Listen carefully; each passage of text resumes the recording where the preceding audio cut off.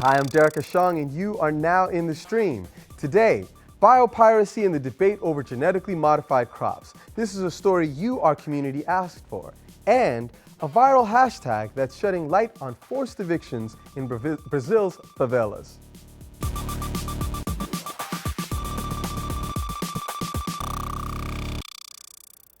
Our digital producer, Ahmed Shabeldin, is here looking out for your live feedback. Tweet him your comments and questions using the hashtag AJStream. Also joining him on the couch today is Glenn Stone, a professor of anthropology and environmental studies at Washington University in St. Louis. Glenn, welcome so much. We know that you've done a lot of work in biotechnology. You gave us some great insights in the pre-show. We're really pleased to have you with us. Very glad to be here. Absolutely. Now, before we get deeply into the show, I want to direct you to the screen, actually the window in the back of me, where you can see thousands of people streaming down Constitution Avenue here in Washington, D.C. These people have been walking at least for the last hour that we've been watching through the window of our studio. And this is the 39th year anniversary of the Roe v. Wade decision by the Supreme Court. People are marching from the Washington Mall to the Supreme Court. This is a pro-life march. We're going to keep tabs on it, but tens of thousands of people are literally streaming past our window as we speak. Remember now, this is your show. You can always stay in touch with us using various tools, including Google+. Add us to your circles. Check out our page. We're going to be posting updates there throughout the day. Before we get into the discussion of biopiracy, here's Ahmed with a story sent to us from you, our online community.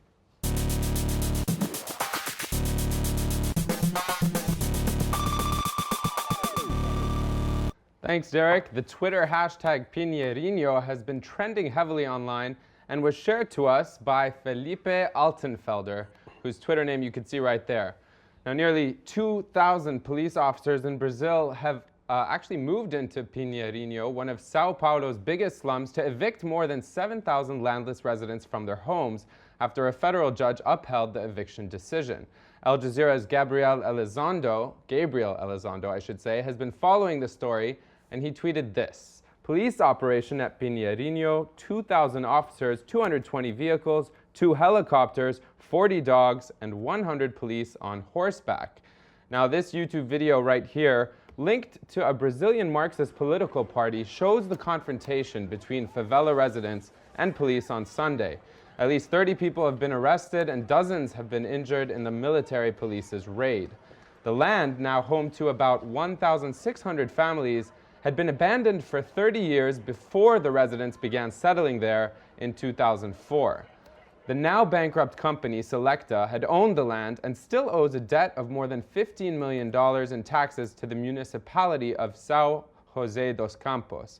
And some are blaming the governor, Geraldo Alckmin. One of them, right here on Twitter, Bruno Tortura, describing him as rich, conservative, xenophobic, full of himself, and a fascist Christian. He says, sad note, Sao Paulo is Brazil's Texas. Perhaps a reference there to Governor Rick Perry in the US. We'll be keeping an eye on this story, so if you have updates to share or have another story to suggest, tweet us your ideas using the hashtag AJStream. And for now, here are some other hashtags that we are following at the stream.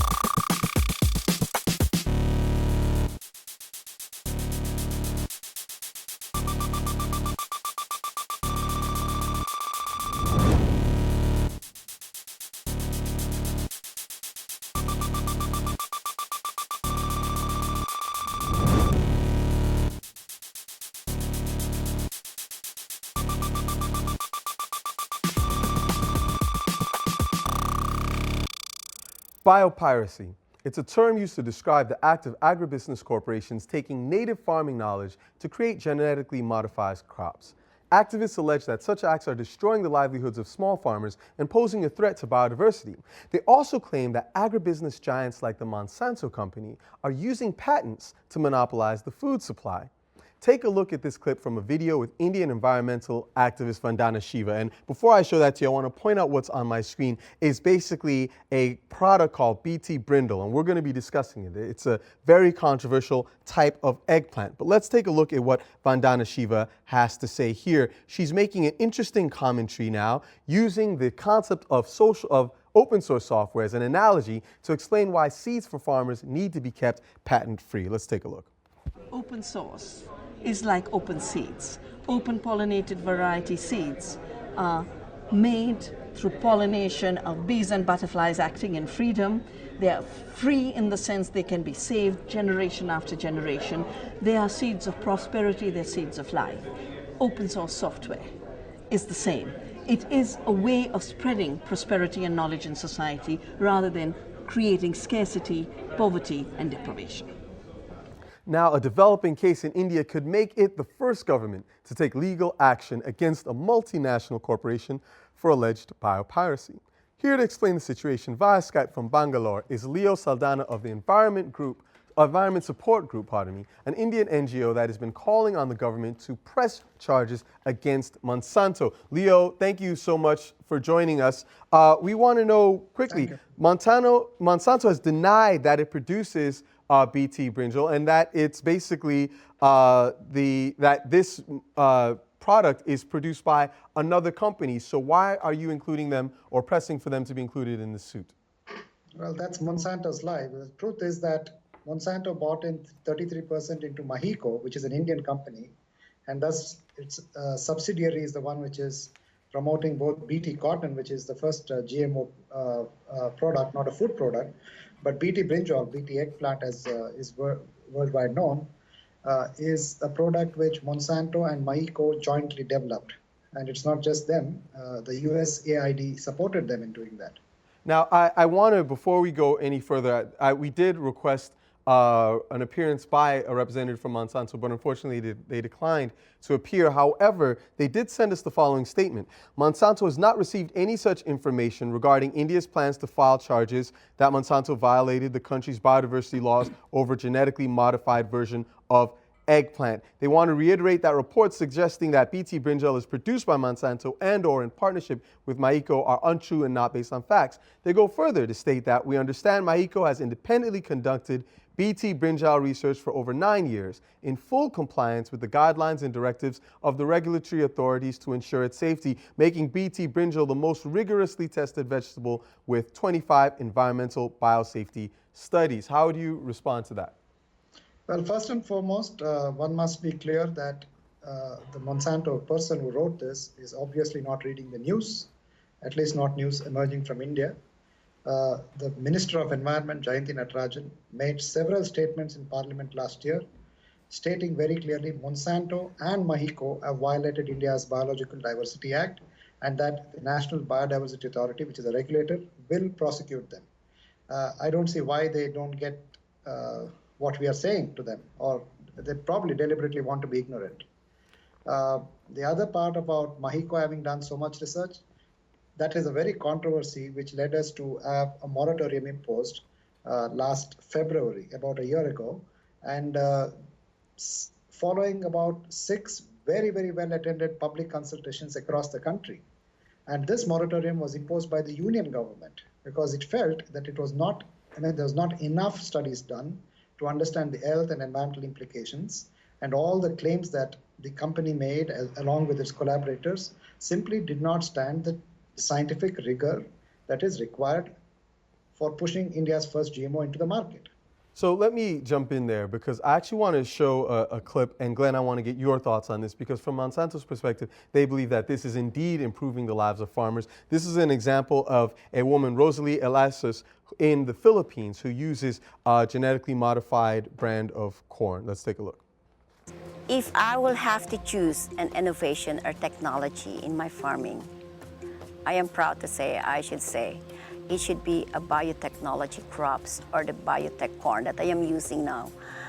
I saw a big difference. It was amazing actually because this BT corn was so clean and so healthy, and the leaves are so green. There is no infestation of corn borer. The benefit that I gained from BT corn is really needed not only here in the Philippines, but all around the world. So let me ask you about this, Glenn. I mean, she shows that corn. It's very big. It looks very yellow. It physically seems quite attractive. Is there not some truth to the argument that certain farmers are benefiting from the introduction of these crops? Well, it's actually harder to measure than you would think. I mean, she's there in the Philippines. There actually was research that was done comparing how the BT maize did as compared to non-BT maize. And the data showed that the BT maize was yielding somewhat more than the conventional maize. The problem is, it was also the case that the farmers who had adopted BT maize were wealthier farmers, they had bigger farms, they were more educated, they had more tractors. So you would almost expect them to be getting somewhat higher yields, and they did. And why is it? Why did they adopt it? Is it that they were the ones who were approached to adopt it? Is that they chose to get it? How do these crops become integrated into the farming cultures? Well, it's not really, it's complicated. Part of it is that the BT crops oftentimes cost more, sometimes a lot more, sometimes a little bit more. And so that means it's more attractive to farmers who've got more money. The second thing is that it's slightly risky. It's something you've never grown before. It's a new kind of crop, and so it's attractive to the kinds of farmers who can take more risk. So those tend to be the bigger, more prosperous ones. Got you. Let's go to our community. Well, many people in our community, perhaps unsurprisingly, are very critical of Monsanto. Let's listen in first to Steen Kirby and what he thinks. My name is Steen Kirby from Atlanta, Georgia. Just to comment about Monsanto and GMO. Monsanto is an evil corporation. They bribe and bully other governments into accepting the genetically modified crops in order to make money. It ruins our food supply. It causes a lot of farming issues. It's just a total disaster and it needs to be shut down. So he calls them evil. He says it's ruining the food supply. And then, we have many people on Twitter echoing this. Darwin Reject saying it's killed copious amounts of people, including my uncle, brain cancer Agent Orange, with little to no culpability. Then a tweet from Mira Miraj saying, yes, I believe Monsanto's the most evil corporation in existence today. The tweets go on, but then we also have people like Jasmeet Singh saying biotech corporations are not trying to monopolize the world's food supply, they're tackling with the growing population agenda. So where is the balance on this, Leo? Which is it? Well, if you look at the Indian example, I heard Glenn earlier say that, we don't have the evidence to connect the mass deaths of farmers. 200,000 plus farmers have killed themselves over the past decade. With the fact that GMO has been introduced through cotton. But, the national crime statistics came out last year. And what it reveals is most of the farmers who kill themselves are the small and medium farmers. It is not just the large farmers who go into the GMO type of crop.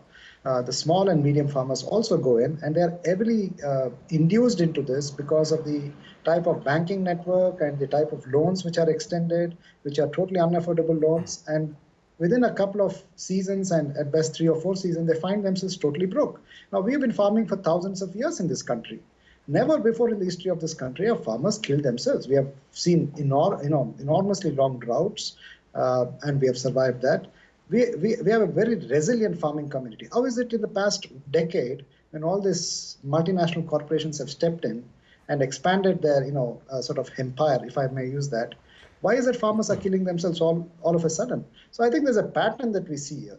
And this pattern is very frightening because we also see that there's a very, very large-scale migration out of farms in India. And this is because of the distress in farming. And this is being written about, spoken about, but it's simply not enough yet to tackle the type of mindset which the world has, that this type of big farming is the only way forward. Because there are also studies which we have recently got in India where it shows that, if you just did organic farming, in say 7 to 8 years, you seem to be having greater productivity than if you had gone for the other type of farming. Now, I want to bring up an interesting point here, Leo, because just for the purposes of our audience having clarity, we have a visual on my screen, and we've tweeted it out, that talks about what is a genetically modified organism. And I want to point out a couple of things. One, on the left, says that a GMO is the direct human manipulation of an organism's DNA in a laboratory environment. A GMO is not plants and animals that are traditionally bred to achieve specific characteristics such as breeding dogs or cross-pollination of plants. So basically, the law does not allow for the patenting of existing life forms. However, if you combine, it says that cross-species or transgenic genetic manipulation that leads to a new form of life or genetically modified organism can be patented. So I want to come to you, Leo, first, and then get your thoughts on this. Glenn, what is the implication of allowing for living organisms to be patented? That's me first. Yes, you first, Leo. Yeah. I want to take you to a policy of Monsanto. It's on their website. The question they ask is, why does Monsanto sue farmers? And they claim they sue farmers because they want to protect farmers' interests. Now, it's a kind of a contradiction which I simply cannot wrap my head around. They go on to justify that if you were provided patents for the products that private companies develop, only then can you develop better products. My sense of agriculture and life forms is that if you were to actually allow nature to work, it works wonders. If you take a genetic material from a foreign organism, in this case, in the BT brinjal case, it is from a bacteria, and you're inserting it into a food which is widely consumed across this country, and you don't know the implications of that. And the long-term implications are, when we don't know the short-term implications, how are we going to predict the long-term implications? Mm-hmm. So basically, I think we have to use what is known as, in law, the precautionary approach.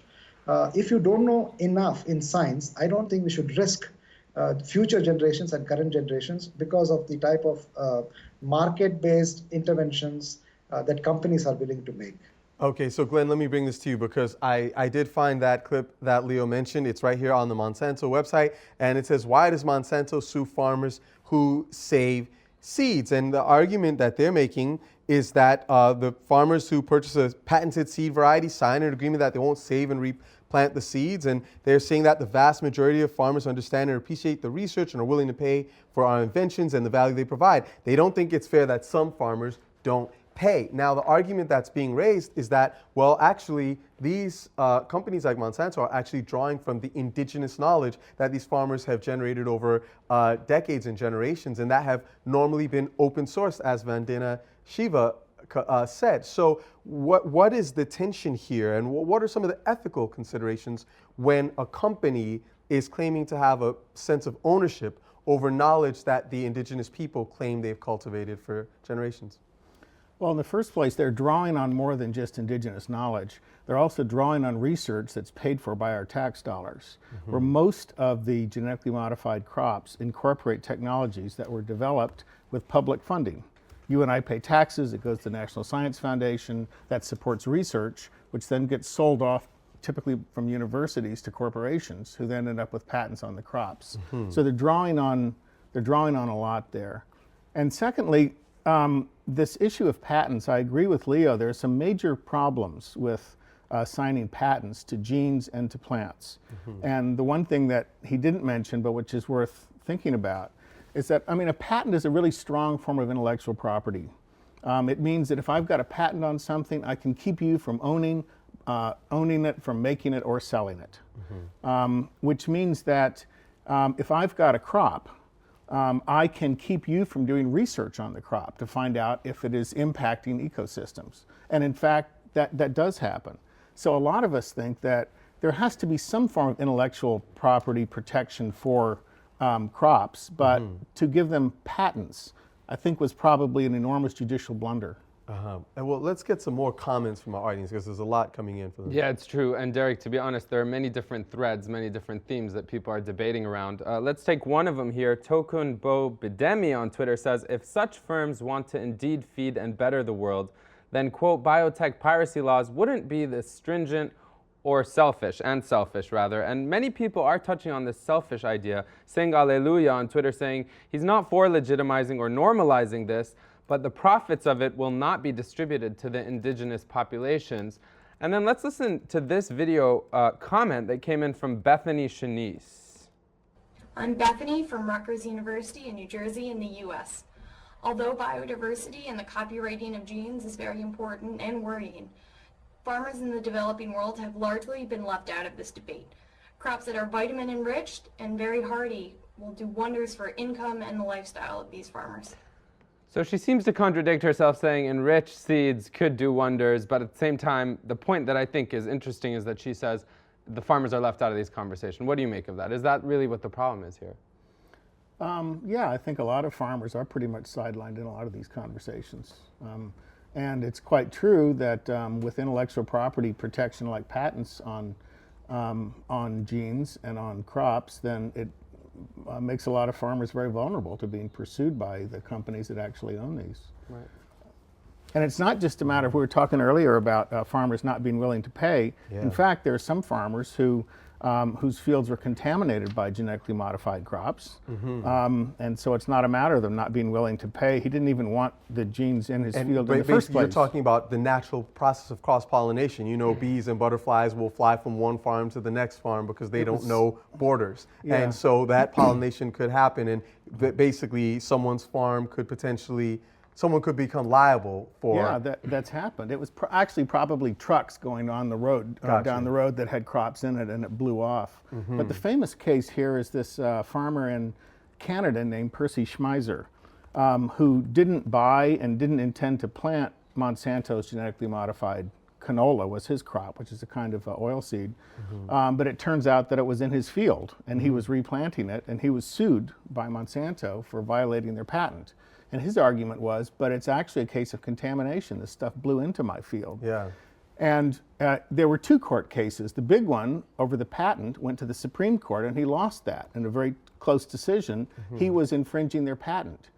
There was secondly an environmental court case, and they found for him. He said, my field's been contaminated. The court said it has been contaminated, and Monsanto had to pay him a small amount of money. So it actually was contamination. This is fascinating. Leo, talk to us a little bit about the 2004 International Seed Treaty. Apparently this was supposed to protect the rights of farmers. How has it worked out? Well, I think it has worked the other way around, because the farmers' interest has largely not been protected at all in India, despite all this. And what we find is, since 2004, there is a greater rush of foreign transnational corporations into India. And when we started researching our biopiracy case against Monsanto, we found that they were the first of many who have violated the biodiversity laws of this country, and also the Convention on Biological Diversity. It seems to us that these guys just don't care about international law and sovereignty of states. They just come in, they have their product, they want collaborators, they get their governments to finance their research, and then they say, look, we do it for your good, so that you guys come out of your poverty. We are not a basket case. We are not charity. We are not begging for charity. This is a region which has probably contributed tremendously for, the wonderful agriculture that the world has produced. Without So any of these on that point, companies. Leo, I want to take that conversation about what is the international business and governmental factors at play. Why does a company like Monsanto have such sway in the international arena? And we're going to carry that into our post show. Before we do that, I want to go to Ahmed for some of the leads that the stream is currently following.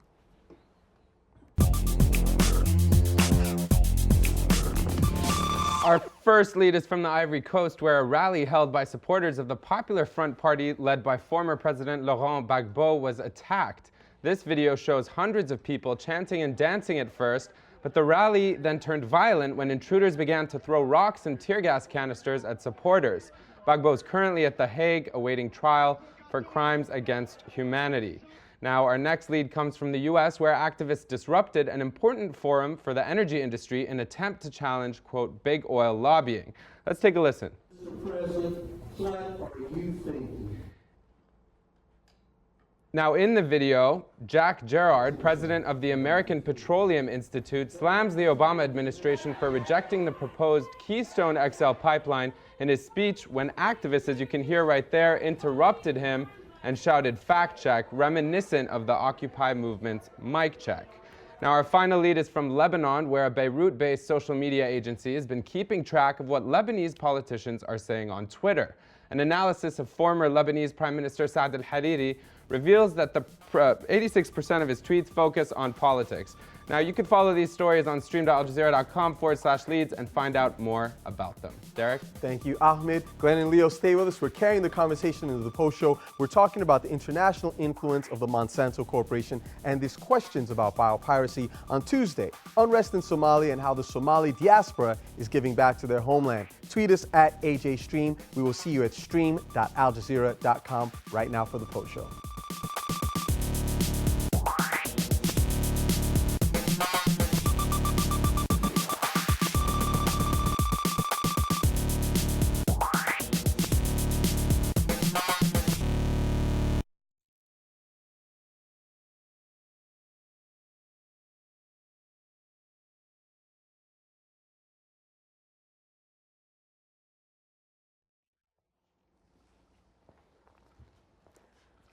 Hi, welcome to the Post Show. We're going to continue our conversation about the concept and the controversy around the idea of biopiracy.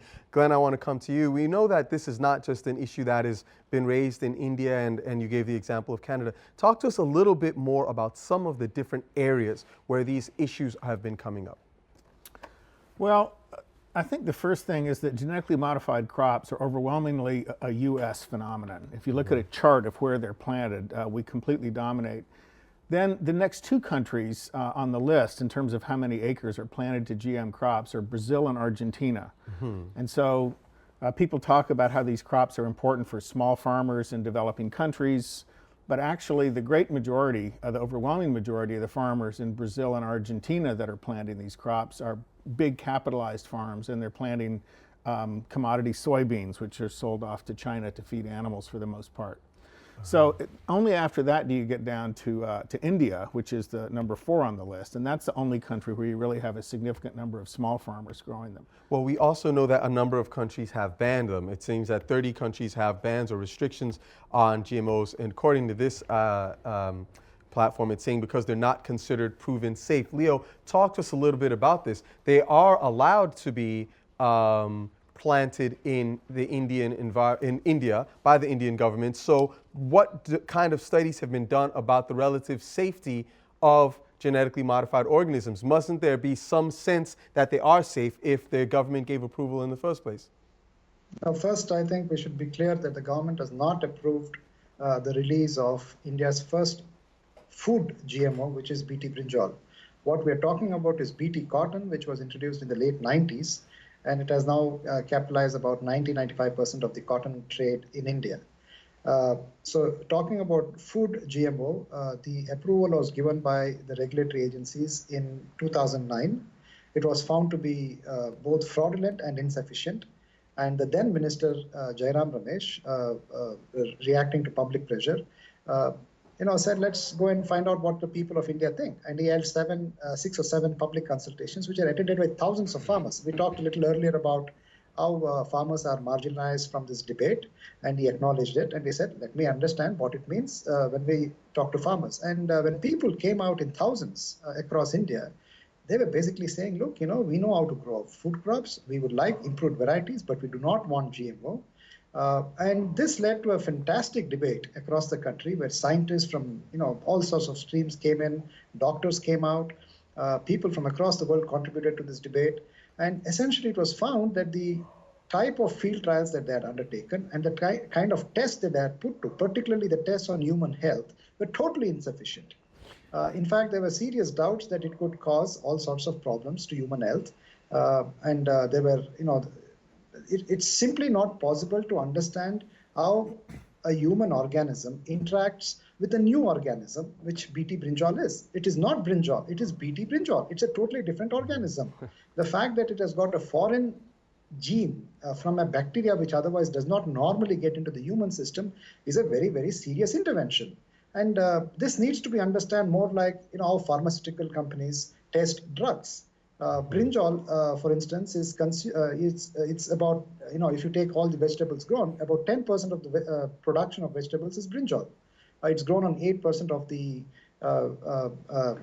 in terms of the vegetables grown, in terms of land mass occupied by vegetables, 8% of that is by brinjal. So it's a very heavily consumed vegetable. So, and it's also extremely accessible by the poor. And if you were to try and put BT brinjal on the market in a country where regulation normally doesn't work, one cannot distinguish what is a genetically modified organism from one that is not. And so people will, be consuming something that they don't know is a foreign organism, has got a foreign organism inside it. Let's get Glenn's thoughts on this. I want to draw you in. Go ahead. I'm a little bit less concerned about the health impacts of BT brinjal, but one thing I'm very concerned about is the amount that scientists have been able to find out about outcrossing. In other words, the BT brinjal sends its pollen out and it can cross with other, either a brinjal, that is other eggplant that's being cultivated, or wild eggplants. And there are dozens of wild eggplants which are not eaten in food, but they're used in medicine, including in Ayurvedic medicine. And this was one of the things that came up in the whole consultation process that Leo was talking about, that Jayam Ramesh got some input from international scientists, and some of them who were leading authorities on gene flow, on this outcrossing process, had said that they thought that the data were actually very insufficient. We really don't know the extent to which this BT brinjal might send its genes out to cross with other wild brinjals. And so there's a huge question there. You know, I actually have a question that just comes to my mind before we get back to the audience. So let's say you create something like BT brinjal, and it is, as Leo mentioned, it's a food crop as opposed to, and that's a very important distinction, a commercial crop like cotton. Who tests it? Who eats it? How do they determine it's safe? Well, in most countries, the tests are done by the company. Because otherwise you would have this huge burden of the government having to test all the things that were coming forward. A lot of people find that a little bit worrisome, but the tests are mainly done by the company that is actually that's actually trying to bring it forward. In this case, with the BT brinjal, some studies were sponsored by the government just because it was a very special case. It would be India's first genetically modified food. But for the most part, and in this country, the overwhelming majority of the tests are done by the company itself that's trying to get it commercialized. So the company tests the food and declares that it's safe and therefore it's allowed on the market? Well, the company tests it and it then submits its results. And in some cases, the results have to be submitted and approved by, for instance, the Environmental Protection Agency. In the case of data that have to go to the Food and Drug Administration in the U.S., that's actually voluntary. So it happens, but it doesn't actually have to happen. The first food crop that we had in this country was a tomato called the Flavor Savor tomato, genetically modified, and released in 1994. And they did some very careful tests on its health impacts, but it was all voluntary. Interesting. And so it was approved by the FDA, but Yeah. the FDA didn't have to approve it. Got you. Let's go to our audience. Ahmed? Yeah, you know, it's funny, Derek. Our audience is pretty much in sync with the conversation. As you can see, Sarah Rashid saying we still don't know all side effects of genetically modified food. Countries should focus, therefore, on natural food production. But Leo, something that I want to put to you that came in, Shuja Rabbani saying, we've reached a world population of 7+ billion and we'll need to find ways to feed everyone. Many are already starving, and Abidun Ajayi says, I just don't understand the reasons, therefore, for the fears for GMO. It's the way out of hunger with skyrocketing world population.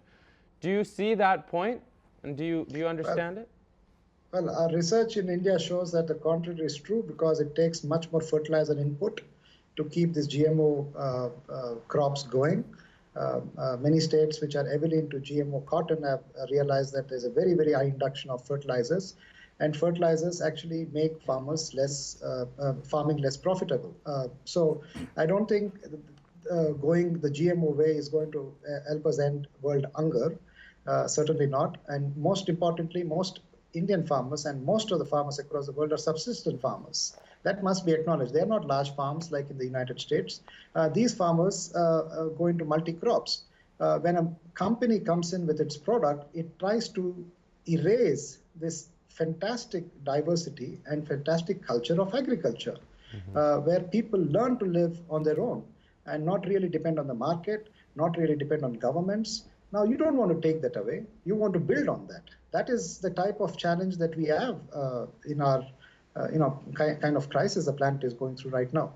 Leo, you mentioned the government and markets. Talk to us a little bit about how a company like Monsanto can have influence over both markets and governments in order to promote these kinds of products. Well, first, in terms of how it influences government, I think they lobby a lot. If you look at the Indian BT brinjal example, most of the people who were sitting inside the regulatory agencies were people who were promoting GMO. They were not independent. They were people who wanted GMOs to come in. Now, that's the kind of mechanism that allows a company like Monsanto to walk into India. When that was exposed, the government was embarrassed, and it came up with a proposal and said, let's ask the academy, the science academies of India. 6 or 7 were chosen. You know what they did? They just grabbed information from the internet, did not cite it, and just produced a report basically praising Monsanto. Now, that's the kind of power that a company like this has on both bureaucracy as well as the scientific community. When it comes to the market, I guess, it's just money that talks, and Monsanto has lots of it. It's a company which spends heavily on suing small farmers. And they've won each and every one of those cases. Now they're just going to do the same thing everywhere they go. And I have recently learned that Monsanto's first major, outside of the United States, the first company that they've registered is India, and it's called Monsanto Holdings. So they're long-term players. They're not short-term players. We must acknowledge that, and they're cash-rich companies. Well, I want to get Glenn in on this. What's your take?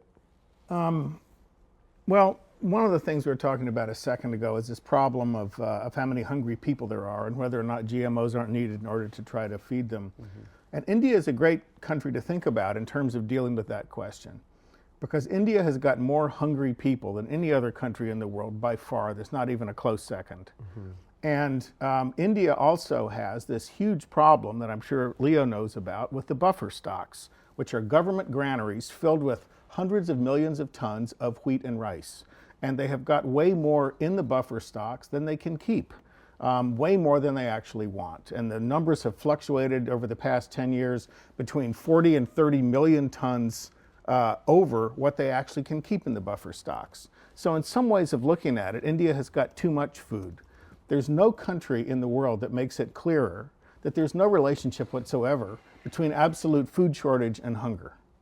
So why is there such hunger, widespread hunger in India, if they have an overstock of food? Because people are really poor. It's the same reason that you have hunger everywhere, because people are poor and people are not entitled to the food. It's the same thing we had with the Irish potato famine, which we all learn about, where how many 2 million Irish people starved. And Ireland was increasing its food exports throughout the potato famine. We see this over and over again. People are very poor in India. The buffer stocks are not designed to feed everyone. There's some corruption there and there's some inefficiency, and even when the food actually does get out to the villages, a lot of people just don't have the money to buy it. So there's a poverty problem. There's not an absolute food supply problem. Well, we've got a very interesting tweet from @BCatDC talking about a distinction in this, and it says that there are two very separate issues here. One is whether we should play God with genetic code. Another is whether genetic codes can be owned. And I think that is the fundamental question that needs to be answered. Leo, Glenn, I want to thank you both for being here. Ahmed, thank you so much for getting our community involved, and thank you for being with us. Remember, you can continue the conversation on Twitter using the hashtag AJStream, or check us out at facebook.com/AJStream. As always, we will see you online.